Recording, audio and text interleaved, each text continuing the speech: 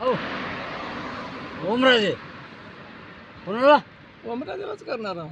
हा माझं काय दिलं त्यांनी तुम्हाला? काय दिलं तुम्ही तुम्हाला? अरे काय नाही देऊ दे, आमचं जी पहिल्यापासून पक्ष आहे ते आम्ही सोडणार नाही.